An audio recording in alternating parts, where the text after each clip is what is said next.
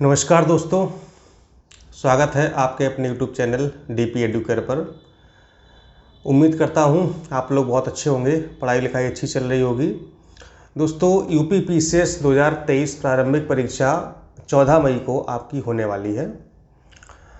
मान के चल सकते हैं लगभग 1 महीने का समय बचा हुआ है हमारे पास, यानी कि हम सभी के पास जिसको भी एग्ज़ाम देना है। तो इस 1 महीने में हम कैसे संपूर्ण सिलेबस कवर करें, इसी के रिगार्डिंग मैंने 2 वीडियो आपको दिए थे, करंट अफेयर्स का और एक यूपी स्पेशल का। आज आपको हम इतिहास के बारे में बताने वाले हैं कि इसमें इतिहास आपको कैसे पढ़ना है, जिसमें आपका प्राचीन इतिहास, मध्यकालीन और आधुनिक इतिहास तीनों शामिल होंगे। वीडियो थोड़ा सा लंबा हो सकता है, चूँकि इतिहास विषय से हमेशा प्रश्नों की संख्या 20, 22, 25 या कभी कभी 30 भी हो जाती है पीसीएस में, इसलिए इतिहास पढ़ना बहुत ज़रूरी है और यहाँ से प्रश्न भी गलत नहीं होने चाहिए। प्रश्न कैसे गलत ना हो और कौन से प्रश्न अगर गलत हो जाएं जिससे कोई दिक्कत नहीं होगी, उन सब पर हम चर्चा करेंगे। और भारी भरकम किताबें या कुछ नया पढ़ने से आपको इस समय बचना है, ठीक है। तो हमने यहाँ पर कई सारी चीज़ें, सारे मतलब जितने भी टॉपिक आपको कवर करने हैं, जिनको पढ़ना ही पढ़ना है इस समय, यानी कि रिवीजन के तौर पर। अब तक आपने जो भी पढ़ा, लेकिन इन टॉपिक को अब आप छोड़ नहीं सकते हैं, इन्हें आपको रिवाइज करना ही है, इसलिए वही आपको नोट कराने हैं। तो कॉपी और पेन लेकर के आप लोग बैठ जाइए। आपको बताते हैं कि क्या क्या टॉपिक आपको प्राचीन, मध्य और आधुनिक इतिहास में कवर करने हैं, रिवीजन करना है, यानी कि पढ़ना है, ठीक है। पहली चीज़ तो आपको ये बता दूं कि जितने भी इतिहास के प्रश्न पूछे जाते हैं उनमें 2, 3, 4 या मान लो 5 प्रश्न ऐसे होते हैं, मतलब 3 से 4 प्रश्न ऐसे होते हैं जो कि कुछ किताबों में ही दिए होते हैं। हर किताब में वो प्रश्न नहीं मिलते हैं। फिर आप लोग क्या करते हैं कि वो प्रश्न आप खोजना शुरू करते हैं और ढूंढते हैं कि किस किताब में दिया गया है। फिर उसके लिए वही किताब, एक मोटी सी 200, 300, 400 पेज की किताब खरीद के लाते हैं, उसको फिर पढ़ना शुरू करते हैं, ठीक है। लेकिन आप ये जान लीजिए, जो ये 3-4 प्रश्न नए हैं ना, या जो कुछ किताबों में ही हैं, वो सभी के लिए है, सिर्फ आपके लिए नहीं है। इसलिए आपको करना ये है कि उनके पीछे बिल्कुल भी भागना नहीं है, उनके पीछे नहीं भागना, क्योंकि ये प्रश्न ऐसे हैं जिनका मेरिट पर कोई असर नहीं पड़ता है। वो प्रश्न सभी के लिए नए हैं, आपके लिए सिर्फ नहीं है, सभी के लिए नए हैं, इसलिए इन प्रश्नों के पीछे आपको नहीं भागना है। बाकी के जो प्रश्न ऐसे हैं जो सीधे सीधे पूछे जा रहे हैं, डायरेक्टली या इनडायरेक्टली पूछे जा रहे हैं, वो गलत ना हो। जो रिपीटेड प्रश्न हैं या जो आसान प्रश्न हैं वो आपके गलत नहीं होने चाहिए। जो नए प्रश्न हैं, कुछ किताबों में दिए हैं, या हमेशा मतलब कुछ ऐसे अजीब से प्रश्न होते हैं, 2-3 प्रश्न ऐसे होते हैं जो आपको बहुत उलझाते हैं, उनके पीछे भागना नहीं है, उनको छोड़ देना है, स्किप कर दीजिए, कोई फ़र्क नहीं पड़ेगा। क्योंकि मतलब मैक्सिमम लोग उनको हल नहीं कर पाएंगे, और किसी का तुक्का अगर सही लग गया तो लग गया, वो अलग बात है, ठीक है। तो अगर आप भी तुक्का आपका ठीक ठाक बैठ रहा है तो लगा दीजिए, वरना छोड़ दीजिए, क्योंकि नेगेटिव मार्किंग है, आपको ही ध्यान रखना है, ठीक। दूसरी बात यह है कि अभी नया पढ़ने से बचें। आप कुछ भी नया मत पढ़िए, जो अभी तक पढ़ा है सिर्फ उसी को रिवाइज करिए, वही करना है। तीसरी बात यह है कि इसमें आपको जो प्रश्नों की संख्या होती है प्राचीन, मध्य और आधुनिक से, तो प्राचीन और मध्यकालीन मिलाकर के लगभग आधे प्रश्न होते हैं, यानी 50%, और 50% प्रश्न आपके आधुनिक से आते हैं, यानी मॉडर्न हिस्ट्री से। तो मॉडर्न हिस्ट्री पर आपको ज़्यादा ध्यान देना है, ठीक है। तो पूरे तीनों हिस्ट्री का आपको हम टॉपिक नोट करा देते हैं कि इनको आप लोग ज़रूर अवश्य देख लीजिएगा, क्योंकि बहुत ज़रूरी है, ठीक। तो चलिए शुरुआत करते हैं हम लोग प्राचीन इतिहास से, ठीक है। तो प्राचीन में आपको क्या करना है, हड़प्पा, नोट पे कॉपी पेन आपने रख लिया ना, नोट करना शुरू करिए। हड़प्पा सभ्यता, वैदिक युग और बुद्ध काल, ठीक है। बुद्ध काल में आपको बौद्ध धर्म और जैन धर्म आपको अवश्य ही पढ़ना है। शैव और भागवत पर थोड़ा सा नज़र मारे तो मान लीजिए, वरना बौद्ध धर्म और जैन धर्म आपको पढ़ना ही पढ़ना है, ठीक है। इसके बाद आप लोग आ जाइए, चूँकि यहाँ पर जो प्रश्न पूछे जाते हैं वो लगभग रिपीटेड होते हैं, या फिर मतलब बहुत ज़्यादा मतलब ऐसे नहीं होते कि उलझाऊ होते हैं। आप अगर थोड़ा सा रिवीजन किया तो आप आराम से इनको पढ़ सकते हैं, ठीक। दूसरा, आप मौर्य काल में आ जाइए। मौर्य काल में इसमें आपको करना है कि इसमें मौर्य काल का प्रशासन देख लेना है, अशोक के अभिलेख और जो अधिकारियों की सूची थी जिनके लिए कुछ शब्दावलियों का प्रयोग किया गया है उनको देख लेना है। जैसे कि सीताध्यक्ष है, गुरुमुनाई है, समाहर्ता है, एस्टोमुनाई है, प्रदेष्टा, ये क्या होते थे। ठीक है, ये सूची जो बनाई गई इसको ज़रूर आप लोग देख लीजिएगा, ये कौन होते थे और इनका क्या कार्य होता था। ठीक है, इसी प्रकार से जो अधिकारी हैं और कुछ तीर्थों की सूची बनाई गई है तो उनको भी आप लोग को तैयार कर लेना है। ठीक है, इसके बाद मौर्योत्तर काल में आ जाएंगे तो जो मौर्योत्तर काल के जो राजवंश थे, जो घराने थे, उनके शासन का क्रम क्या था वो आपको देखना है इसमें। और फिर इसके अलावा कुषाण वंश देख लेना है, कला देख लेना जैसे कि गांधार है, मथुरा कला, मथुरा शैली, ये सब भी आपको पढ़ लेना है, यहाँ से प्रश्न अक्सर पूछे जाते हैं। इसके बाद मौर्योत्तर काल में जो शासकों द्वारा सिक्के चलाए गए हैं, ठीक है, वो सिक्के किसने चलाए हैं, ठीक है, और किस धातु के, चांदी के थे या सोने के थे या अन्य धातुओं के थे, उनको आपको पढ़ लेना। जैसे कि सातवाहन जो वंश के शासक थे उन्होंने शीशे चलाए थे, ठीक है, और पोटीन के सिक्के चलाए थे। इसके अतिरिक्त भी जितने भी वंश हैं जो सिक्के चलाए गए हैं, किसने कौन से सिक्के चलाए हैं, ये आप लोग जरूर देख लीजिएगा।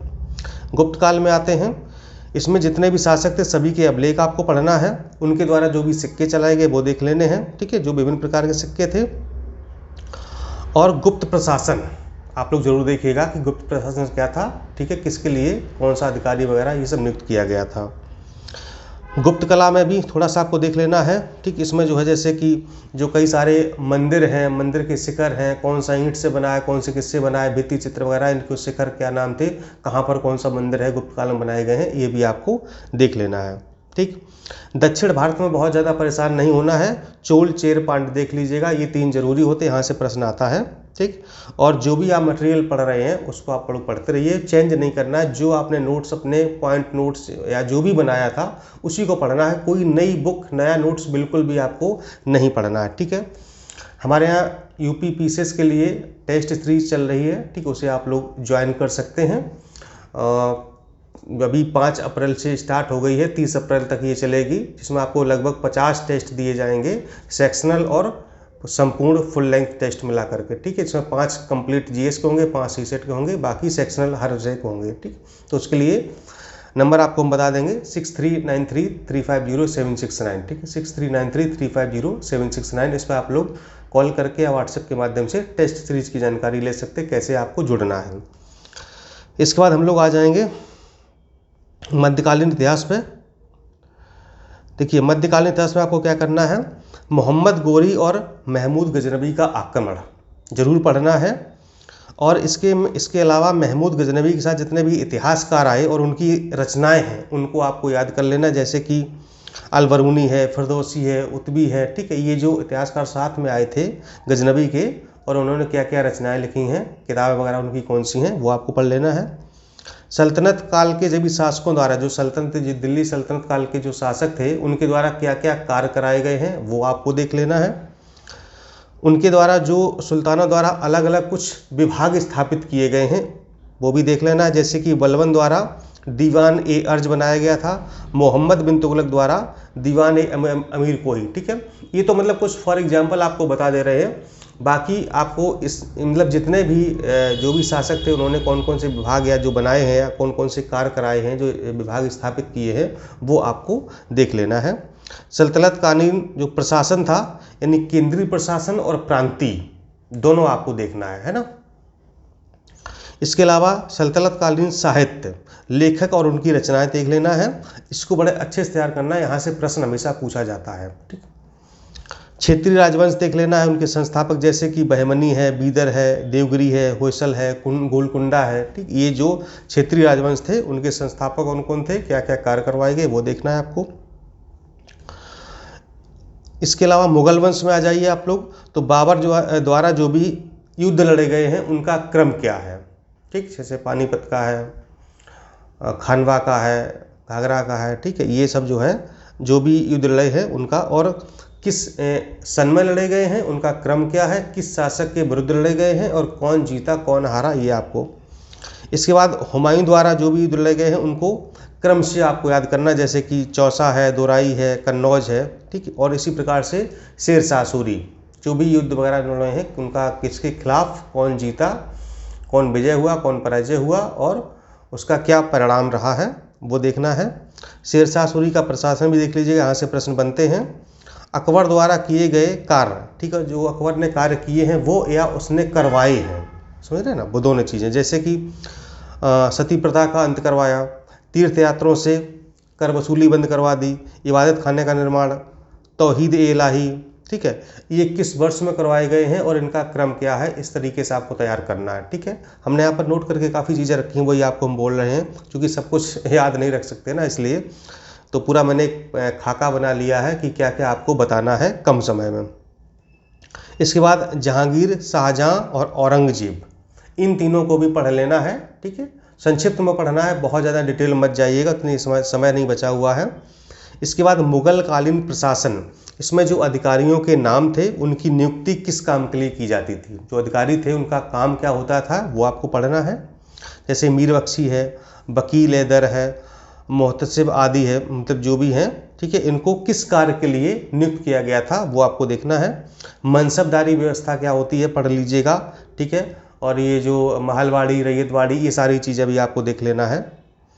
मुगल चित्रकला, इस पर विशेष ध्यान देना है, मतलब कि किस शासक के समय कौन कौन से चित्रकार थे, उन्होंने क्या क्या चित्र, कुछ ऐसी रचनाएं हैं जो विशेष हैं, तो वो आपको देखना है।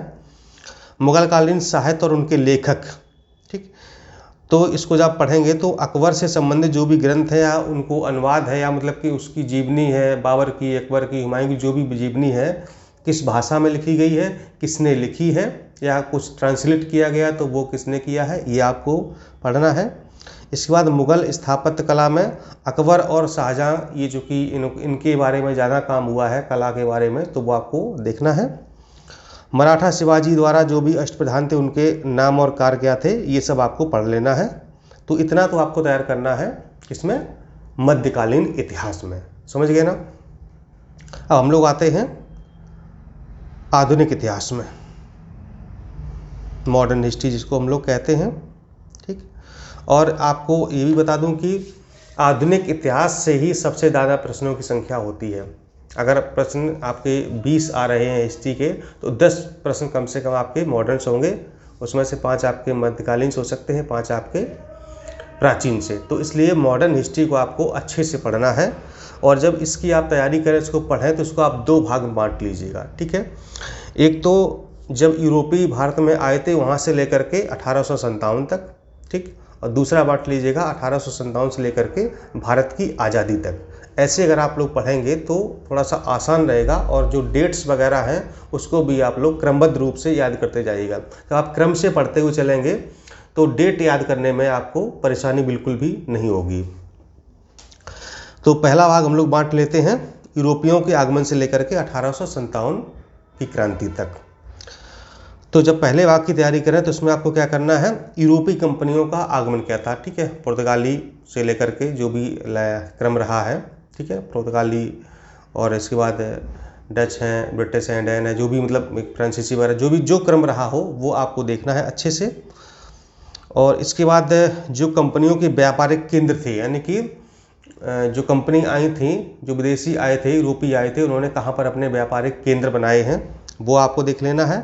और आंग्ल फ्रांसीसी संघर्ष, जो भी युद्ध हुए हैं, युद्ध हुआ है आंग्ल और यानी अंग्रेजों और फ्रांसीसियों के मध्य में, वो सारे युद्ध पढ़ने हैं। और उस समय यानी कि जब ये सब यूरोपीय आ रहे थे तो उस समय के जो क्षेत्रीय राजवंश कौन थे, और वो क्षेत्रीय राजवंश थे तो ईस्ट इंडिया से उनका क्या संघर्ष हुआ, ये भी बहुत मायने रखता है कि उस समय जैसे मान लो सूरत हो गया या हुगली हो गया, ठीक है, या बंगाल हो गया, तो वहाँ पर कौन क्षेत्रीय राजवंश था। तो जब चूँकि यूरोपीय आए तो उन्होंने वहाँ पर कंपनी स्थापित करने का प्रयास किया, या किला बनाया, या कुछ चार दीवारी बना ली, या व्यापार किया, तो मतलब वही ना कि क्षेत्रीय राजवंश थे, उनको दिक्कत हुई, तो मतलब कुछ संघर्ष भी हुए, तो ये भी आपको देख लेना है। इसमें जब आप पढ़ें तो बंगाल और मैसूर बहुत इंपॉर्टेंट है, इसको आपको पढ़ना ही पढ़ना है हर हालत में। इसके आगे आप लोग चलेंगे गवर्नर जनरल और वायसराय। ठीक, जब गवर्नर जनरल और वायसराय पढ़ रहे होंगे हैं तो इसको आप पूरा क्रम से पढ़िएगा। ठीक है, ये मैंने आपको वीडियो भी पढ़ाए थे कि गवर्नर जनरल और वायसराय कब किसको क्या कहा गया क्रम से। जब आप इसको क्रम से पढ़ेंगे तो मैक्सिमम हिस्ट्री के प्रश्न आपके यहाँ से कंप्लीट हो जाएंगे, क्योंकि पूछा जाता है मतलब कि उसमें कौन सा गवर्नर था, कौन सा वायसराय था, ये सारी चीज़ें पूछी जाती हैं। ब्रिटिश काल में शिक्षा का विकास कैसा रहा ये देखना है। उनके समय में कुछ पत्रिकाएं हैं, न्यूज़पेपर हैं, या उनके संपादक हैं, कुछ प्रेस वगैरह जो भी थी, तो वो आपको चीज़ें देखनी हैं। सामाजिक धार्मिक सुधार आंदोलन पर भी एक नज़र आपको मारनी है। और 1857 का विद्रोह, ये बहुत इंपॉर्टेंट है, अच्छे से पढ़ना है। ठीक, हो सके तो 2 बार पढ़ लीजिएगा, यानी कि कहाँ से स्टार्ट हुआ, कैसे स्टार्ट हुआ, और किस स्थान से किसने लड़ा, कौन कहाँ किसको पराजित किया। ठीक है, अंग्रेज पराजित हुआ या फिर भारतीय पराजित, मतलब जो भी है चीज़ें हैं, ठीक है, वो आपको देखना है। और मतलब फिर वो जो क्षेत्रीय राजा थे वो कहाँ चले गए, कहाँ गायब हो गए। ठीक है, तो ये, इसके अलावा थोड़े कुछ छोटे छोटे और विद्रोह हुए हैं, उन पर भी नज़र मारनी। कौन से, जैसे कि बता दूँ, संथाल विद्रोह, भील विद्रोह, सन्यासी, फकीर, नील विद्रोह। ठीक है, चूँकि यहाँ से भी जो प्रश्न है कभी कभी पूछ ले जाते हैं, तो इनको भी थोड़ा सा नज़र आपको मारनी है। इसके बाद आपको क्या करना है, अब ये 1857 तक आपका ख़त्म हो गया। अब हम लोग पढ़ते हैं मॉडर्न हिस्ट्री का दूसरा पार्ट, यानी 1857 के बाद। और 1857 के बाद जब आप इतिहास पढ़ रहे हैं, तो आपको बिल्कुल भी मतलब ये चूज नहीं करना है, आपको लगभग सब कुछ पढ़ना है और क्रमबद्ध रूप से पढ़ना है, क्योंकि मैक्सिमम प्रश्न आपके यहीं से इतिहास में रखे हुए मिलेंगे। इसलिए यहाँ पर आपको सेलेक्टिव नहीं होना है, इसको यहाँ पर आपको डिस्क्रिप्टिव होना है और कंप्लीट स्टडी आपको यहाँ पर करनी होगी, तभी आपके प्रश्न यहाँ से सही हो पाएंगे। तो इसमें आपको करना है कि कांग्रेस के जितने भी महत्वपूर्ण अधिवेशन हैं, ठीक, 1885 से लेकर के और 1947 या जब तक हुए हैं, जितने महत्वपूर्ण हैं, मैंने इसका वीडियो बनाया था, आपको पढ़ाया भी था, तो वो आप लोग देखिएगा। PDF भी हमने टेलीग्राम ग्रुप में और जितने भी ग्रुप हैं व्हाट्सएप पर, सब में मैंने शेयर भी किया है, वो आप लोग देखें। गांधी जी के तीनों अखिल भारतीय आंदोलन, असहयोग आंदोलन, सबने अवज्ञा आंदोलन और भारत छोड़ो आंदोलन बहुत अच्छे से पढ़ना है। असहयोग, सबने अवज्ञा और भारत छोड़ो आंदोलन, ये गांधी जी के 3 महत्वपूर्ण आंदोलन हैं। बिल्कुल भी नहीं सिलेक्टिव होना है, अच्छे से पढ़ना, एक एक चीज़, एक एक डेट, एक एक स्थान, कब क्या हुआ, वो आपको पढ़ना है। इसके अलावा क्रांतिकारी आंदोलन कुछ हुए हैं, होम रूल आंदोलन, गोलमेज सम्मेलन, तीनों पढ़ने हैं। किसमें गांधी जी गए, किसमें कौन गया है, कब से कब तक हुआ है। पूना पैक्ट, 1937 का जो चुनाव हुआ था वो, आज़ाद हिंद फौज, सुभाष चंद्र बोस, क्रिप्स मिशन और कैबिनेट मिशन, इतनी चीज़ें आपको कायदे से पढ़नी है। ठीक है, इसके बाद जो है और जो भी जैसे कुछ थी ना, कि जैसे कि योजनाएं थी, कैबिनेट मिशन योजना है, बेबल योजना है। ठीक है, तो ये सब भी जितने भी, मतलब आप 1857 के बाद आप एक भी चीज़ छोड़ नहीं सकते, आप ही जान लीजिए। ठीक है, तो कुल मिला करके ये पार्ट आपको जो भी, मतलब इसको मतलब कह लें गांधी युग कह लें या आज़ादी का युग कह लें, तो ये आपके लिए बहुत ज़्यादा इम्पॉर्टेंट है, ये आपको पढ़ना ही पढ़ना है। ठीक है, तो ये दोस्तों आपको तैयार करना है इतिहास। मुझे पूरी उम्मीद है कि आपने सारी चीज़ें नोट कर ली होंगी और उसी के अनुसार आप हिस्ट्री की रिवीजन करेंगे या कर रहे होंगे। ठीक, इसके बाद हम आपको ज्योग्राफी के बारे में बताएंगे, पॉलिटी के बारे में बताएंगे, मतलब हर विषय के बारे में आपको एक ब्रीफ नोट दे देंगे कि आपको क्या क्या चीज़ें फोकस करनी है, कैसे पढ़ना है।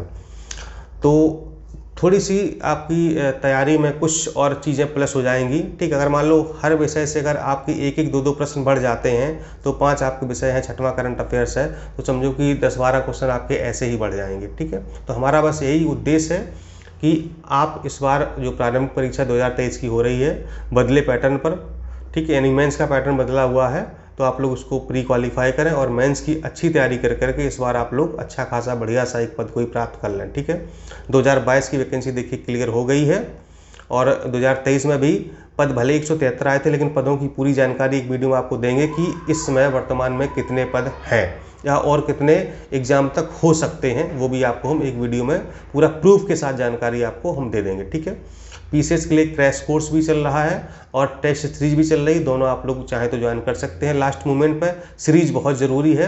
क्रैश कोर्स में यह है कि आपको करंट वगैरह पूरा कंप्लीट मिल जाएगा, बजट है, इकोनॉमिक सर्वे, सारी चीज़ें मिल जाएंगी। ठीक है, नंबर मैंने बता दिया था 6393350769। ठीक है, 6393350769, इस पर आप लोग संपर्क करके कैसे ज्वाइन होना है वो आप लोग बात कर सकते हैं। ठीक है, नमस्कार, धन्यवाद।